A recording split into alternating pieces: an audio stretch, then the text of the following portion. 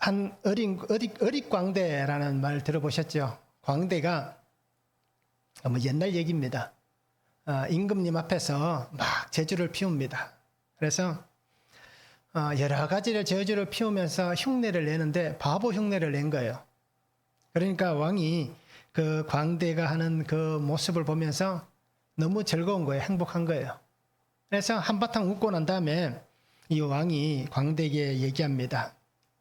자신의 지팡이를 주면서 세상에서 제일 어리석은 사람에게, 제일 바보 같은 사람에게 이 지팡이를 주고 와라 라고 얘기를 하는 거예요. 그래서 이 광대가 왕의 지팡이를 들고 떠나갑니다. 그리고는 오랜 시간이 흘러갑니다. 그리고는 시간이 지난 다음에 왕에게 돌아왔습니다. 근데 왕에게 돌아와 보니까 임금이 이제 임종을 앞두고 있는 거예요. 죽기 이제 얼마 전인 거예요. 그래서 임종을 앞두고 있는 이 왕에게 광대가 물어봅니다. 임금님, 혹시 죽음을 준비했습니까? 라고 물어봅니다. 그럼 뭐라고 얘기할까요?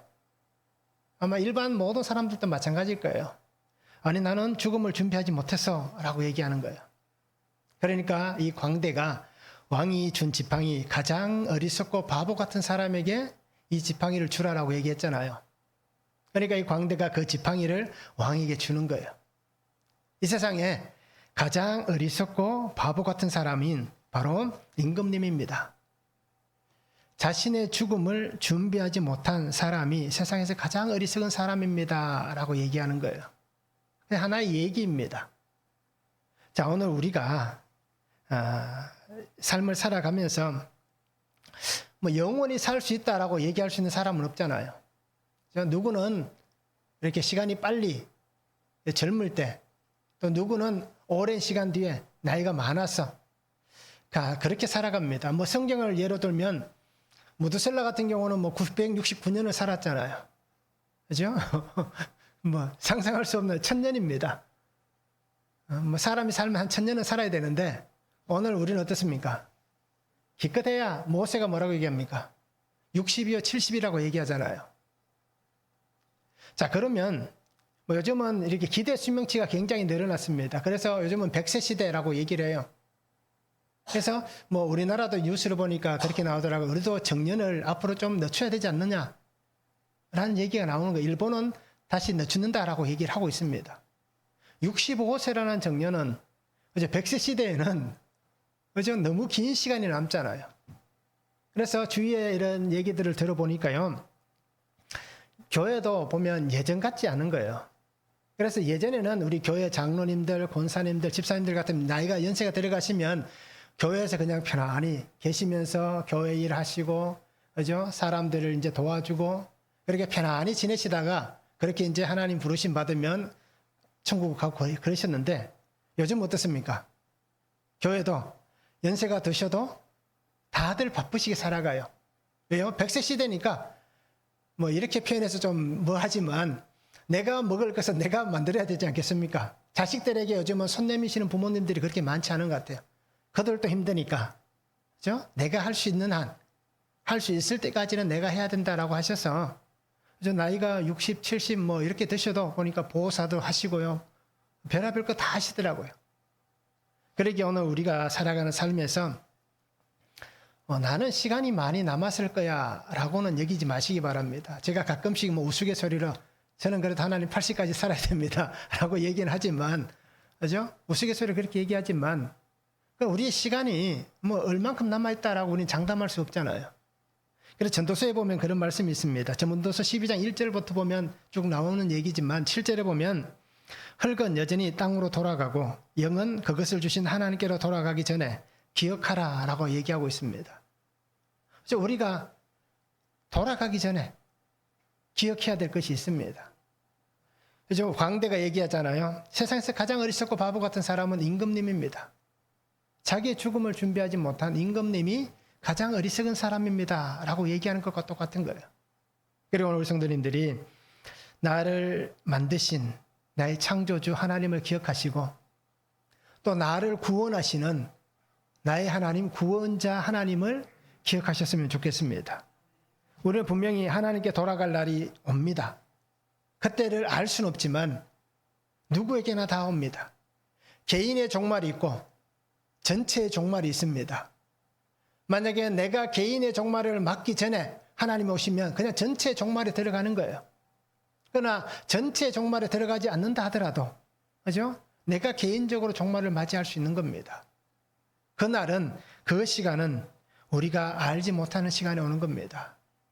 그리고 성도님들 깨어서 하나님을 기억하고 그런 준비를 할 수 있는 믿음의 삶을 우리가 함께 살았으면 좋겠습니다.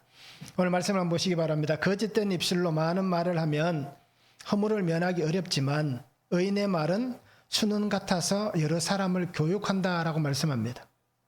미련한 자는 행악으로 낙을 삼지만 명철한 자는 지혜로 낙을 삼는다 말씀하고 있습니다. 여호와의 도가 정직한 자에게는 산성이라고 얘기합니다.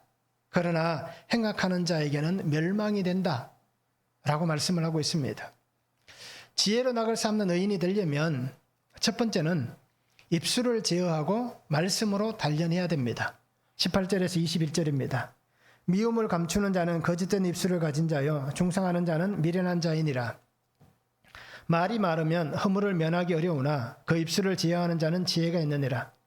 의인의 혀는 수능과 같거니와 악인의 마음은 가치가 적으니라. 의인의 입술은 여러 사람을 교육하나 미련한 자는 지식이 없어 죽느니라 말씀합니다. 사람의 입으로 뱉어지는 말은 여러 가지 모습들이 있습니다. 다 똑같은 말을 하는 게 아닙니다. 그래서 누군가는 사랑의 마음을 가지고 사랑의 말을 합니다. 누군가는 기쁨의 마음을 가지고 기쁨을 담아서 말을 합니다. 또 누군가는 악을 담아서 저주를 담아서 어떻게 합니까? 그 악을 말하고 저주를 표출합니다. 누구는 속이는 마음을 가지고 있기도 하고요. 누구는 훔치는 마음, 빼앗는 마음을 가지고 있기도 합니다. 그래서 그 마음을 가지고 어떻게든 사람들을 유혹하잖아요.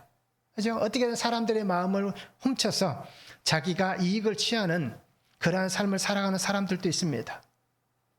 결국 그 사람의 말이 그 사람의 삶의 모습과 환경을 보여주는 것입니다. 예레미야 9장 8절에 보면 이렇게 말씀합니다. 그들의 혀는 죽이는 화살이라. 그 이웃에게 평화를 말하나 마음으로는 해를 꾸미는도다. 말로는 어떻습니까? 정말 좋고 화려하고 아름답게 얘기를 합니다. 그런데 우리가 혹시라도 그런 경험이 있는 분도 있을 거예요. 누군가에게 속아봤던 경험들. 그죠? 어떻게 얘기합니까? 혹하도록 만들잖아요. 그죠? 정말 좋은 말을 하기 때문에 정말 잘 넘어갑니다. 그래서 우리는 가끔씩 야, 너 귀가 너무 얇지 않냐라고 얘기하잖아요. 그런데 귀가 얇은 것도 있겠지만 속을 수밖에 없이 얘기하는 겁니다. 저도 여러 번 속아봤습니다. 그래서 여러 가지 어떤 큰 손해는 아니지만 작은 자잘한 손해들을 몇 번 본 적이 있습니다. 왜요? 너무 잘 얘기하니까 혹할 수밖에 없는 거예요. 겉으로는 이렇게 정말 좋은 말을 하는데 마음에는 속에는 어떻게든 내가 이 사람을 넘어지게 해야겠다, 빼앗아야겠다 그런 마음을 갖고 있다는 겁니다. 야고보서 3장 6절과 8절에 보면 혀는 길들일 수 없다라고 얘기합니다. 혀는 곧 불이요 불의의 세계라. 혀는 우리 지체 중에서 온몸을 더럽히고 삶의 수레바퀴를 불사르나니 그 사르는 것이 지옥불에서 나느니라. 혀는 능히 길들일 사람이 없나니 쉬지 아니하는 악이요 죽이는 독이 가득한 것이라 라고 얘기합니다. 우리 지체 중에서 혀가 작다라고 얘기합니다. 그렇잖아요. 우리가 아무리 혀를 들여다봐도 그죠? 길이의 차이가 사람마다 조금은 차이가 있겠지만 작은 부분에 속합니다. 그런데 이 작은 혀가 어떻게 합니까? 모든 것을 정말 어렵게 만드는 거예요. 그죠? 말 한마디 잘못하는 바람에 서로 간에 깨어지는 관계들이 얼마나 많습니까? 섭섭하다는 생각이 드는 순간 서로 간의 관계가 깨어지잖아요. 자, 오늘 솔로몬은 잠언을 통해서 분명히 얘기합니다. 말이 많으면 허물을 면하기 어렵다라고 얘기해요. 이제 말을 많이 하면 허물이 생길 수밖에 없는 거예요. 그래서 성도는 말을 해야 되겠지만 그러나 때로는 그죠? 침묵할 수 있는 그래서 우리가 침묵할 수 있는 그러한 영성도 우리에게 있어야 한다는 겁니다. 그래서 오늘 솔로몬이 한 얘기를 분명히 보시기 바랍니다. 그 입술을 제어하는 자가 지혜가 있다라고 얘기합니다. 말을 잘하는 사람이 지혜가 있는 것입니다. 자신의 말과 입을 다스리고 사람들에게 행복을 주는 말을 하는 것은 결코 어떻습니까? 쉬운 일이 아닙니다. 내가 이 사람에게 좋은 얘기하고 이 사람에게 정말 행복을 줄 수 있는 이 말을 한다는 것, 그건 정말 쉽지 않습니다. 그러나 반대로 어떻습니까? 내가 하고 싶은 말, 그렇죠? 속에 담아두지 못해서 하고 싶은 얘기, 어떻습니까? 우리가 그렇게 얘기를 치중진담이라는 얘기를 많이 쓰잖아요. 꼭 평소에는 하지 못한 얘기를 술 한잔 먹고 한다라고 얘기하잖아요. 그건 올바른 방법이 아닙니다. 그러면 어떨까요? 자기가 하고 싶지 않은 말도 다 하게 되는 거예요. 그리고 우리는 분명히 보시기 바랍니다. 믿음으로 사는 성도는 우리가 어떤 말을 해야 되는가? 이것을 우리가 분명히 기억했으면 좋겠습니다. 오늘 솔로몬은 뭐라고 얘기합니까? 순은과 같은 말을 해야 된다라고 얘기합니다. 순은, 그죠? 깨끗한 은, 완전히 불순물이 제거된 은, 순금이라고 표현해도 되겠습니다. 그런 말을 하는 사람이 되어야 한다라고 얘기를 하고 있는 것입니다. 불로 연단되어졌습니다. 불을 통해서 그 은 속에 있는 불순물이 다 제거되었습니다. 그리고 그 은은 검정이 되었습니다. 그러기에 충분히 누가 봐도 걸러낸, 그죠? 누가 들어도 이 말은 정제가 되어 있다 라고 하는 그러한 말을 할 수 있는 삶이 되어야 하는 것입니다. 그리고 오늘 우리 성도는 이런 말을 하는 것이 참 좋습니다.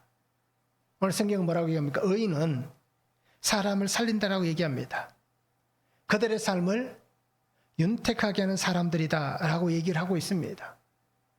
그래서 성도는 이렇게 지혜로운 사람, 그죠? 어떻게 보면 의인과 같은 이 아름다운 삶을 살아야 되는 거예요.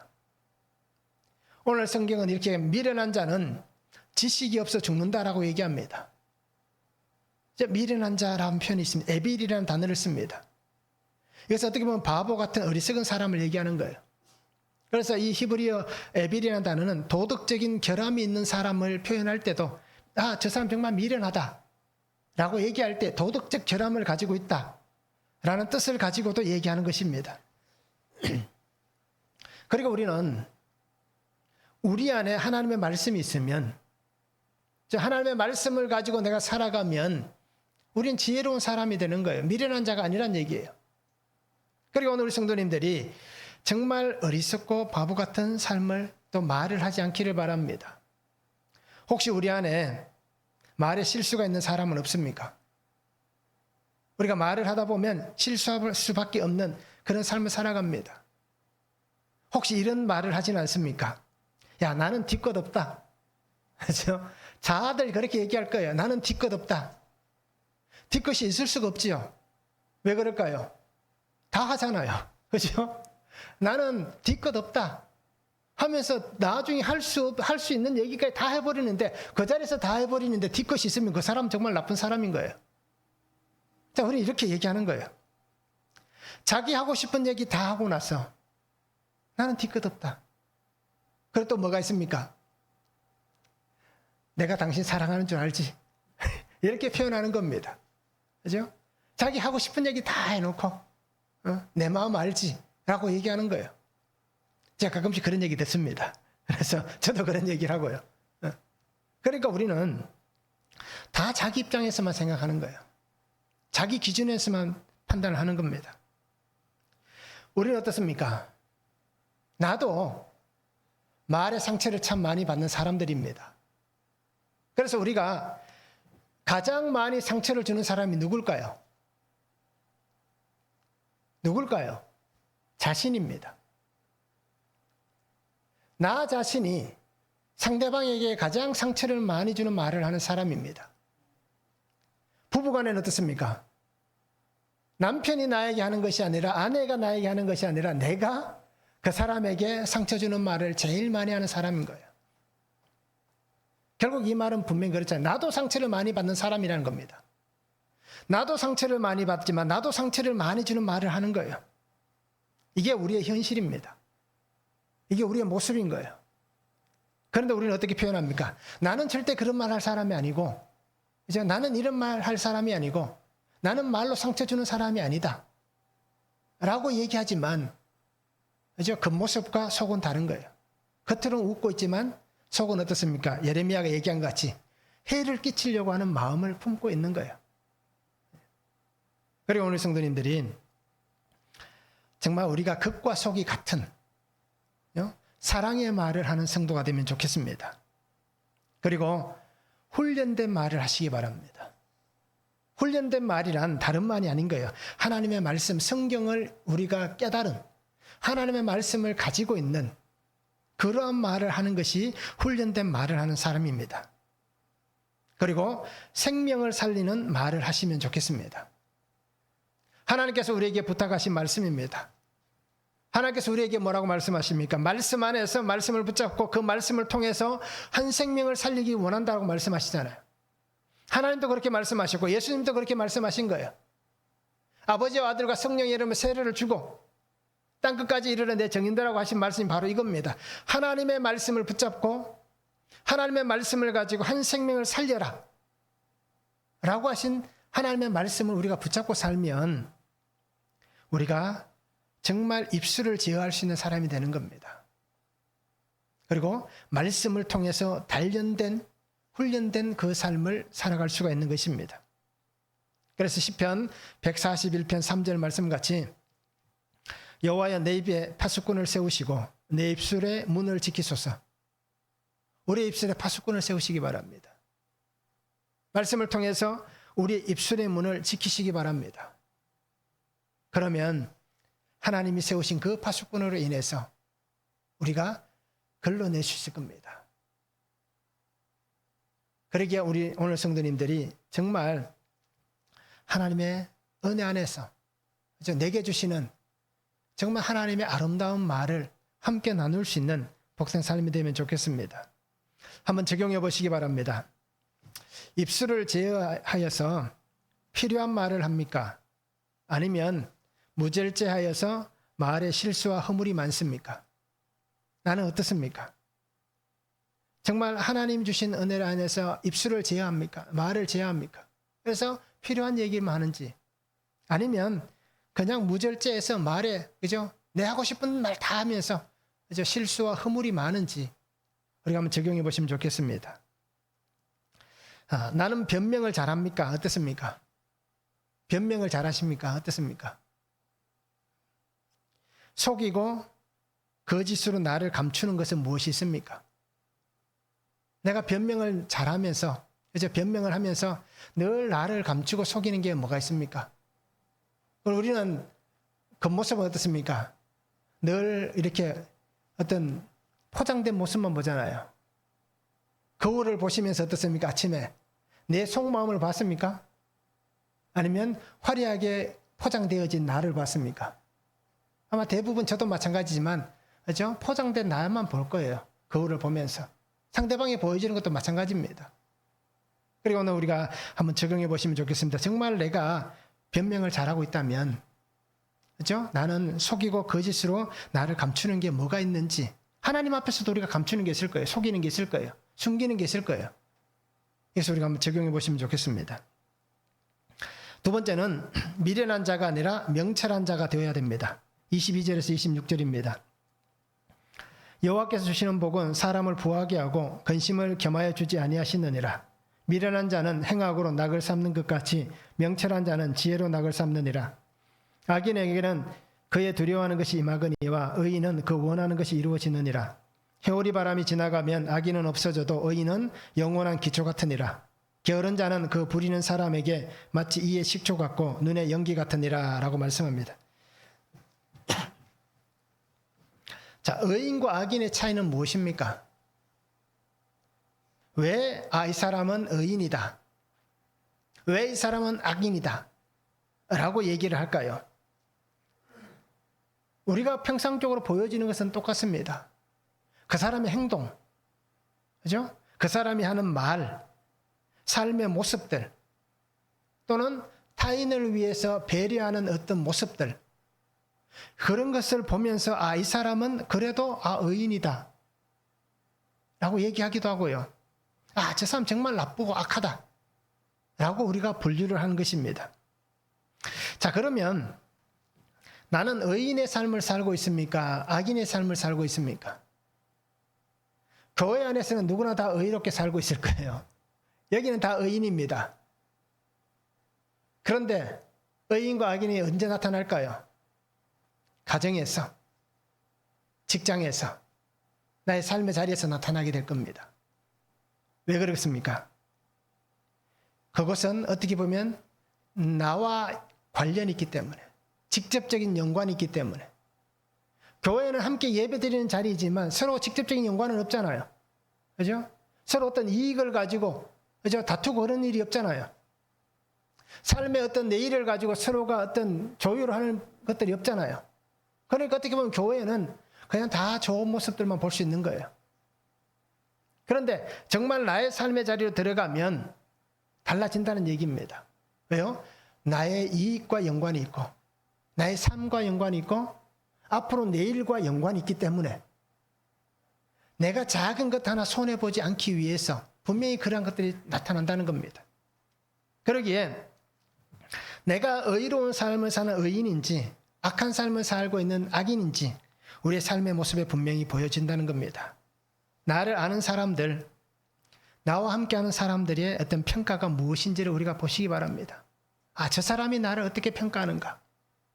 더 나아가면 내가 신앙으로 살지 않습니까? 내가 믿음 있다라고 얘기하는 거예요. 그러면 하나님께서 나를 평가하시는 나는 하나님이 어떤 평가를 지금 듣고 있는가? 우리가 한번 자신을 잘 보시기 바랍니다. 그리고 우리는 세상에서도 의로운 자가 되어야 되지만 더 중요한 것은 뭐겠습니까? 하나님 앞에서, 하나님 안에서 의로운 자, 거룩한 자가 되어야 되는 겁니다. 내가 하나님 안에서 거룩하면, 내가 하나님 앞에서 의로우면 우리의 삶의 자리에서도 우리는 의롭게 되고 거룩한 모습이 보여지는 거예요. 요즘 그 뉴스에 한 사람 때문에 굉장히 시끄럽잖아요. 그 이슈가 되었잖아요. 그죠? 연예인 누구 때문에. 그래서 저희 집사람하고 가끔씩 얘기하는 게 뭐냐면, 사람들은 겉으로 자신을 꾸미고 자기가 겉으로 어떤 포장된 모습은 보여줄 수 있지만 그 사람의 본성과 그 사람의 속은 언젠가는 드러난다는 얘기를 가끔씩 해요. 우리도 마찬가지란 거예요. 그리고 우리가 하나님 앞에서 의롭고 거룩하지 않으면 우리의 삶의 자리에서 아무리 의롭고 거룩한 척 하려고 해도 결국 드러날 수밖에 없다는 얘기입니다. 내가 하나님 앞에서 정말 의로운 자로 인정을 받으면 우리의 삶의 자리에서도 우리가 의로운 자로 인정을 받을 수밖에 없다는 얘기입니다. 왜요? 하나님을 두려워하는 자가 세상을 두려워할 수밖에 없다는 겁니다.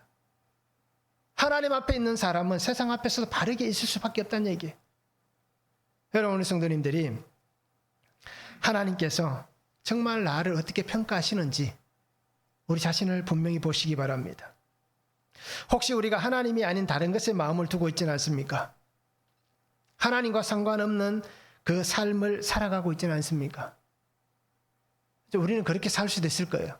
하나님과 전혀 관계없이 그렇게 살아갈 수도 있을 겁니다. 그래서 오늘 잠언에서 하는 얘기를 분명히 보시기 바랍니다. 미련한 자는 자신을 망하게 합니다. 그런데 자신만 망하는 게 아니라 주위의 사람들도 망하게 합니다. 이게 미련한 사람인 거예요. 그러니까 반대로 의로운 사람은 어떻습니까? 의로운 사람은 자신을 살게 합니다. 그리고 의로운 사람은 주위의 사람들도 살리는 사람들입니다. 그래서 오늘 솔로몬은 얘기하잖아요. 악인은 두려움이 찾아온다라고 얘기합니다. 즉 악인은 두려움이 찾아온다라고 얘기해요. 그런데 의인은 어떻습니까? 그의 원함이 이루어진다라고 얘기를 하고 있습니다. 그리고 오늘 우리 성도님들이 정말 내가 악하게 살고 있는지, 의롭게 살고 있는지, 내가 하나님의 사람으로서 어떻게 살아가야 할지를 분명히 우리 안에 새롭게 세워갈 수 있는 삶이 되면 좋겠습니다. 오늘 성경은 얘기합니다. 회오리 바람이 지나가면 악인은 없어진다라고 얘기합니다. 그런데 회오리 바람이 지나가도 의인은 영원한 기초 같다라고 얘기를 하고 있습니다. 미련한 자에 대해서, 지혜 있는 자에 대해서 예수님께서 말씀하셨잖아요. 마태복음 7장 24절에서 27절 보면 산상수훈 마지막 부분입니다. 그래서 하나님의 팔복을 따라 사는 사람들은, 그죠? 마지막에 이런 사람이다라고 얘기하는 거예요.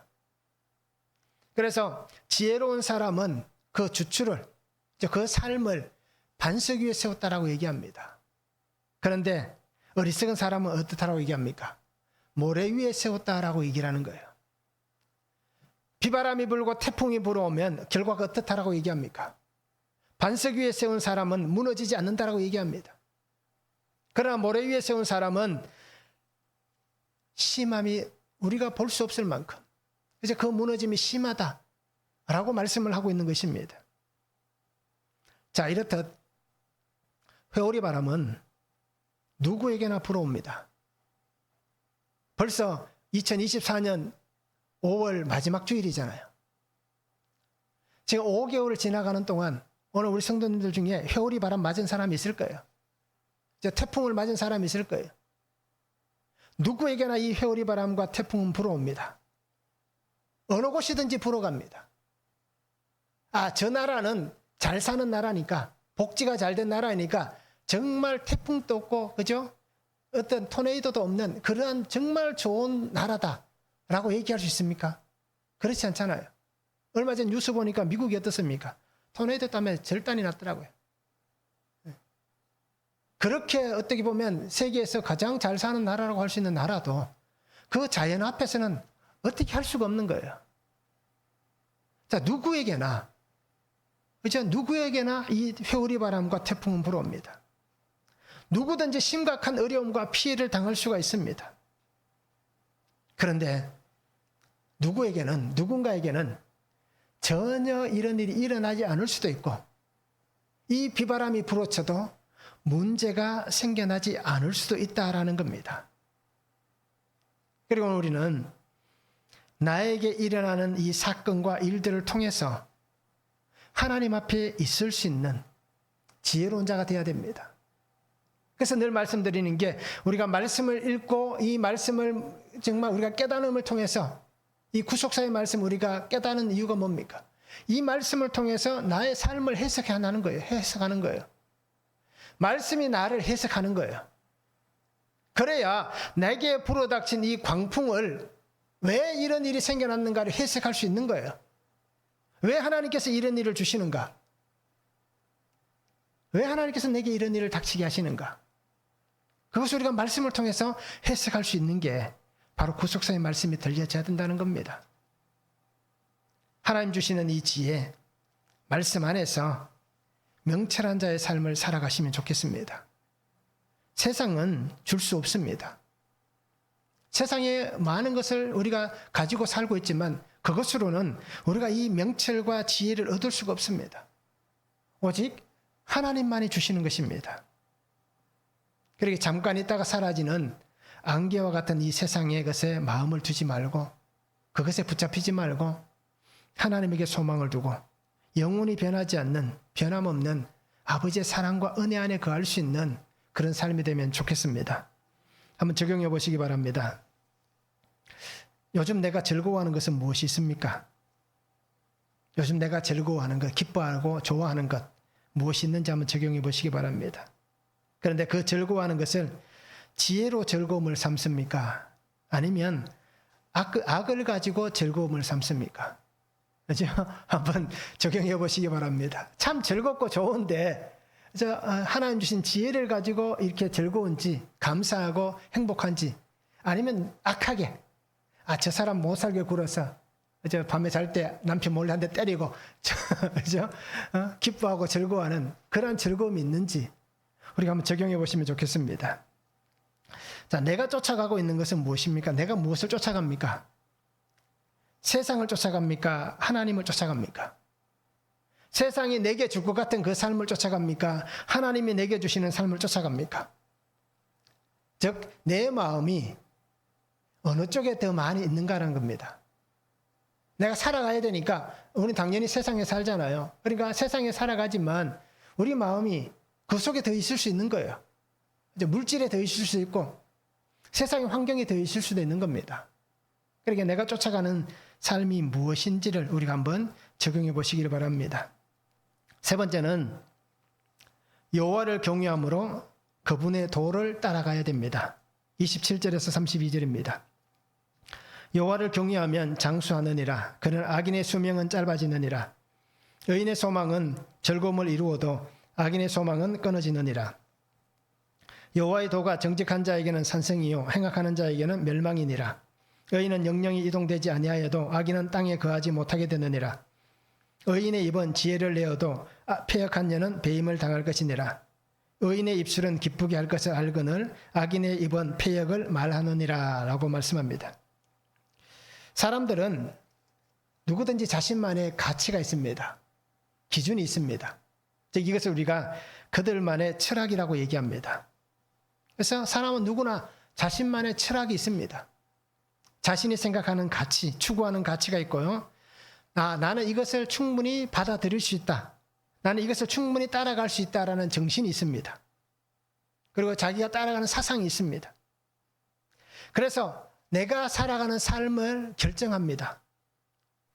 그리고는 내가 가진 어떤 가치를 가지고 철학을 가지고 기준을 가지고 사람들은 그렇게 자기의 길을 걸어갑니다. 그렇게 살아갑니다. 그러기에 삶의 가치를 어느 곳에 두느냐에 따라서 내가 쫓아가는 길이 어떻습니까? 달라질 수 있는 겁니다. 내가 무엇을 가지고 있느냐, 어떤 가치를 가지고 있느냐라는 것에 따라서 내가 걸어가는 길이 다릅니다. 솔로몬은 오늘 잠언에서 두 가지를 얘기합니다. 인생이 가는 길은 두 가지의 길이 있다라고 얘기합니다. 우리가 계속 말씀을 나눴듯이 하나의 길은 의인의 길입니다. 또 하나의 길은 악인의 길입니다. 내가 삶의 철학, 가치를 어느 곳에 두느냐에 따라서 내가 가는 길이 의인의 길이 될 수 있습니다. 내가 가는 길이 악인의 길이 될 수 있습니다. 즉 예수님께서 하신 말씀을 보면 우리가 가는 길은 길이 두 가지가 있다고 얘기해요. 솔로몬은 의인의 길, 악인의 길을 얘기하지만 예수님은 넓은 길과 좁은 길이 있다고 얘기했잖아요. 그래서 예수님께서 뭐라고 얘기합니까? 우리는 좁은 길로 가야 한다라고 얘기하지 않습니까? 그래서 오늘 성경은 얘기합니다. 의인의 길은 여호와를 경외하는 삶의 길이라고 얘기합니다. 여호와의 도를 따라가는 길은 의인의 삶의 길이다라고 얘기합니다. 도라는 것은 길을 얘기합니다. 그러니까 우리는 하나님을 경외하면서 하나님의 길을 따라가는 그런 삶을 사는 성도가 되어야 되는 겁니다. 그래서 오늘 솔로몬은 여호와를 경외하는 자에게 하나님은 그 길이 어떤 길 같다고 얘기합니까? 산성과 같다라고 얘기합니다. 하나님을 경외하는 자가 하나님의 길을 따라가면 하나님은 그에게 산성과 같다라고 말씀하고 있습니다. 산성은 어떻습니까? 다윗이 많이 얘기했잖아요. 여호와는 나를 지키시는 분이십니다. 여호와는 나를 보호하시는 분이십니다. 하나님이 나를 돌보시기에 나의 대적 앞에서 하나님의 산성 안에 내가 있는 하나님의 보호를 받는 하나님의 그 은혜 안에 있는 삶입니다라고 다윗이 고백했잖아요. 이와 같이 우리는 하나님의 산성의 은혜가 있는 의인의 삶을 살아가시기 바랍니다. 이것이 하나님을 경외하는 자의 삶입니다. 하나님은 우리에게 이 은혜를 주셨습니다. 그런데 오늘 우리가 성도들이 혹시라도 이렇게 오해하고 또는 한정 짓는 게 있습니다. 이 땅에서 하나님 주신 이 은혜를 한계를 정하는 겁니다. 이 땅에서만, 그렇죠? 하나님의 도를 따라가는 것이 하나님의 이 산성과 같은 은혜가 이 땅에서만이라고 생각하는 분들이 참 많습니다. 그런데 하나님 복은 어떻습니까? 영원한 것입니다. 하나님의 복은 영원한 것입니다. 하나님의 은혜는 내가 살고 있는 이 땅에서만 주어지는 것이 아니라 하나님의 은혜는 영원한 것입니다. 그러니까 오늘 내가 하나님의 은혜를 받고 사는 성도는 이 땅에서 죽는다고 끝나는 게 아니잖아요. 이 은혜는 영원히 이어지는 거예요. 다윗에게 약속하셨던 하나님의 그 약속이 오늘 우리에게 똑같이 주어지는 겁니다. 그 불이 꺼지지 않는, 예수 그리스도를 통하여서 이 불이 꺼지지 않는 영원한 복을 누리는 삶을 우리가 이 땅에서 살고 하나님의 나라에서도 살아가는 거예요. 그리고 우리의 입술의 고백, 우리의 삶의 고백으로 내가 예수님을 믿는 그 고백이 있는, 주님은 나의 주님이십니다 라는 이 고백이 있는 사람은 영원한 하나님의 은혜 안에 사는 겁니다. 그럼 우리 성도님들이 이 땅에서만 한계를 정하지 말기 바랍니다. 그 한계는 하나님이 정하시는 것이 아닌데 왜 내가 정합니까? 하나님께서 괜찮다고 말씀하시는데 왜 내가 안 괜찮다고 얘기합니까? 하나님께서 충분하다고 말씀하시는데 왜 내가 충분하지 않다라고 얘기합니까? 그리고 오늘 우리는 정말 하나님 앞에서 영원함을 바라보시기 바랍니다. 그렇죠? 내가 하나님을 경외하기 때문에 나에게 주시는 복은 영원한 산생의 축복인 것입니다. 성도는 다른 길을 걸어가면 안 됩니다. 이 잠언에서 얘기하는 솔로몬같이 악인의 길을 걸어가면 안 되는 겁니다. 성도가 가야 할 길은 오직 주님께서 내게 주신 말씀 안에서 그 길을 걸어가시기 바랍니다. 마태복음 10장 38절에 이렇게 말씀합니다. 또 자기 십자가를 지고 나를 따르지 않는 자도 내게 합당하지 아니하니라. 우리가 가는 길은 주님이 주신 십자가, 그죠? 주님의 십자가를 지라고 얘기하시는 게 아니에요. 나의 십자가를 지라고 얘기하시는 거예요. 자기 십자가를 지고 가야 되는 겁니다. 그리고 우리는 나의 십자가를 지고 가시기 바랍니다. 마태복음 16장 24절에도 말씀합니다. 이 예수께서 제자들에게 이르시되 누구든지 나를 따라오려거든 자기를 부인하고 자기 십자가를 지고 나를 따를 것이니라. 자기 십자가를 지는 거예요. 내가 예수님의 십자가를 지고는 갈 수 없어요. 나는 예수님의 십자가를 질 수가 없는 겁니다. 우리는 그 정도의 모습이 안 되는 거예요. 하나님만이 그 일을 하시는 거예요. 그럼 내가 할 일이 있는 겁니다. 그게 뭡니까? 나의 십자가인 거예요. 그것이 나의 사명인 거예요. 그러니까 우리 성도님들은 나의 십자가를 지고 주님을 따라가시기 바랍니다. 고린도전서 1장 18절에 말씀합니다. 십자가의 도가 멸망하는 자들에게는 미련한 것이요 구원을 받는 우리에게는 하나님의 능력이라고 말씀합니다. 십자가의 도, 십자가의 길, 이 길이 우리가 걸어가는 이 길, 십자가의 길, 이 길은 하나님의 능력의 길입니다. 그러니까 우리는 하나님이 내게 능력 주시는데, 그렇죠? 능력자이신 하나님이 나와 함께 하시는데 우리가 염려하고 근심하고 걱정할 필요가 없다는 얘기입니다. 그러기에 오늘 성도님들이 늘 십자가를 놓고 가시기 바랍니다. 그게 매일 말씀을 묵상하는 길입니다. 큐티를 잘 하시기 바랍니다. 그죠? 이것만이 우리가 매일 십자가를 놓고 가는 길이에요. 뭐 우리도 그렇게 오늘 간증한 친구 같이 하루 큐티하면 1,000원씩 드리고, 그죠? 일주일에 하면 7,000원 드리고, 보너스로 하루도 안 빠졌으면 3,000원 더 드리고, 이러면 아마 다 하실 거예요, 집에서. 근데 우리는 그렇지 않아요. 그런데 우리에게 주신 하나님의 상급은 그보다 더 클 거예요. 매일 큐티 하시면 하나님께서 내게 더 큰 상을 주실 거예요. 이 기복적으로 이렇게 기복적이라고 생각하지 마시기 바랍니다. 내가 큐티를 해야 뭔가 받는다라고 생각하면 기복이지만 내가 큐티를 함으로써 하나님 내게 준 하늘의 은혜가 있다는 것을 고백하면 팔복이 될 수 있는 겁니다. 이렇게 매일 우리가 말씀을 묵상하시면서 주님과 함께 이 십자가의 길을 지혜롭게 걸어갈 수 있는 그런 성도가 되면 좋겠습니다. 그래서 오늘 나의 가치, 나의 삶의 가치, 내 신앙의 가치, 내 삶의 중심, 내 신앙의 중심, 그것이 오직 예수님이 되시기 바랍니다. 오직 십자가만 되기를 바랍니다. 그래서 내가 걸어가야 할 길은 복음의 길이다 라는 것을 잊지 않고 우리가 이 길을 믿음으로 잘 걸어갔으면 참 좋겠습니다. 한번 적용해 보시기 바랍니다. 하나님께서 보이시는 믿음의 길을 걸어가는 것이 두렵습니까? 기쁩니까? 어떻습니까? 가끔씩 그런 얘기 많이 하잖아요. 내가 왜 기도 안 하는 줄 알아? 하나님 혹시 내게 뭔가 시킬까 봐 내가 기도하지 않아 라고 우스갯소리 하시는 분들도 있습니다. 자, 그렇듯 내가 정말 이렇게 하나님 보여주신 이 믿음의 길을 걸어가는데 정말 이게 기쁜지 아니면 이게 두려운지 한번 적용해 보시기를 바랍니다. 자, 하나님을 경외하는 삶을 살기 위해서 힘써야 될 나의 삶은 무엇입니까? 그러니까 내가 살아가면서 내가 힘써야 될 것은 내 삶의 본분. 내가 성도인데 성도로서의 본분이 무언가라는 겁니다. 내가 하나님을 경외하면서 내가 정말 힘써야 될 것이 무언가? 내 삶의 본분이 뭔가? 우리가 한번 적용해 보시기를 바랍니다. 의인과 악인의 길은 하나님을 경외하는 것에서 갈라집니다. 하나님의 길을 따라가는 것에 있어서 갈라집니다. 그리고 우리는 하나님께서 내게 보이신 이 길을 잘 걸어갔으면 좋겠습니다. 그래서 주와 함께 에녹만 그런 삶을 살라고 얘기하진 않잖아요.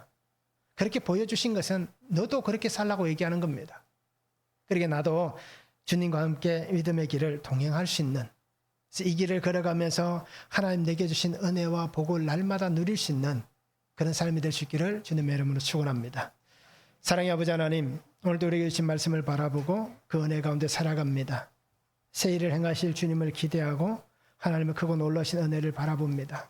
아버지 하나님, 오늘 내게 보이시는 이 삶의 길이 하나님을 경외함으로 하나님의 길을 따라갈 수 있는 자가 되게 하시고, 정말 날마다 하나님께서 내게 보이신 그 의로운 삶을 살아서 하나님의 거룩을 닮은 나의 삶의 자리에 거룩의 역사가 나타나는 복된 성도가 되게 하여 주시옵소서. 그래서 하나님, 나도 살고 우리의 가정도 살고 또 우리의 환경도 살리고 내가 만나는 모든 사람도 함께 살릴 수 있는, 직장과 또 모든 삶의 터전에서 함께 있는 수많은 사람들을 살릴 수 있는 그러한 의인의 삶의 길을 걸어갈 수 있는 믿음이 되도록 주님 은혜를 다하여 주시옵소서. 감사를 드리며 예수님의 이름으로 기도하옵나이다. 아멘.